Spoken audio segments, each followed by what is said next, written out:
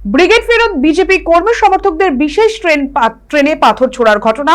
অভিযোগ, কলকাতায় মোদির ব্রিগেড সমাবেশ থেকে ফেরার সময় নিউ জলপাইগুড়ি স্টেশনে ঢোকার মুখে আচমকাই ট্রেনে লক্ষ্য করে ইট ও পাথর ছোড়া হয়। বিজেপি কর্মীদের দাবি, রেল লাইনের পাশের একটি বস্তি এলাকা থেকে তাদের উপর হামলাটি চালানো হয়েছে। তারপর এই ঘটনার প্রতিবাদে ট্রেন থামিয়ে বিক্ষোভে ফেটে পড়েন বিজেপি কর্মী সমর্থকরা। এর জেরে ওই এলাকায় কিছুক্ষণ উত্তেজনা ছড়ালেও পরে পরিস্থিতি স্বাভাবিক হয়। তবে ঘটনাকে কেন্দ্র করে এলাকায় চাঞ্চল্যের আবহ তৈরি হয়েছে।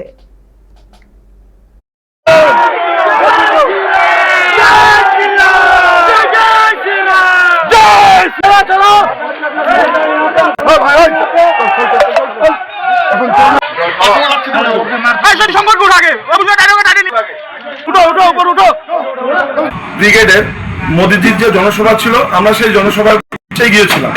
ফেরার পথে আমি ভুল করে আলিপুরদুয়ার ট্রেনে উঠে পড়ি। আসার পথে শিলিগুড়ি জংশন ঢোকার আগ মুহূর্তে যে রোহিঙ্গা বস্তি আছে, সেই রোহিঙ্গা বস্তিতে কিছু রোহিঙ্গা ছেলে আমাদের ট্রেনে ঢিল মারে। এরই প্রতিবাদে আমরা সবাই ট্রেন দাঁড় করিয়ে নেমে পড়ি এবং এই রোহিঙ্গাদের এত বড় সাহস, তারা পাকিস্তানের স্লোগান দিচ্ছে বাংলার মাটিতে দাঁড়িয়ে।